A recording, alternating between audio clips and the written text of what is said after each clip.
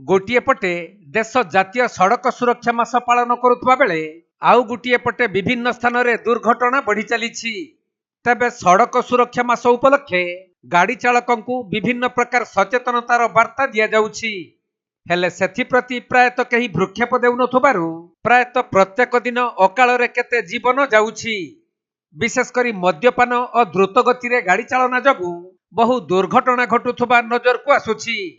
सही क्रम रे जातीय राजपथ उपरे द्रुत गति रे बाइक चालना जगु जणे युवकर मृत्यु हेबा सह अन्य 2 जन आहत होइछन्ति। एपरि दुर्घटना घटिछि केन्दुझर जिला 520 नंबर जातीय राजपथर चंपुआ थाना अंतर्गत सिजुकला निकटरे। रास्ता कड़े छिड़ा होइथिबा एक ट्रक पछपटे गोटे द्रुतगामी बाइक आसी पिटी होई जाइथिला। फलरे बाइक चालकंकर मृत्यु हेबा सह बाइक पछरे बसिथिबा 2 जन आहत होइछन्ति। मृत बाइक चालक जनक जोड़ा थाना अंतर्गत अंसाईकला ग्रामर राजी बेहेरा बोली जना पड़िथिबा बेले बाइक जुगे झोंपुरा आडू रिमुली को फेरुथुबा समय रे अति द्रुत गति रे बाइक टी आसी रास्ता कड़े छिड़ा होइथिबा एक ट्रक पछपटे पिटी होई जाइथिला।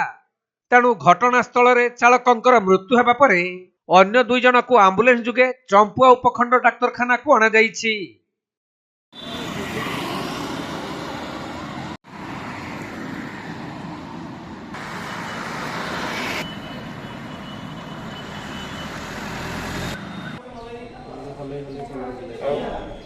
जो धुआं कर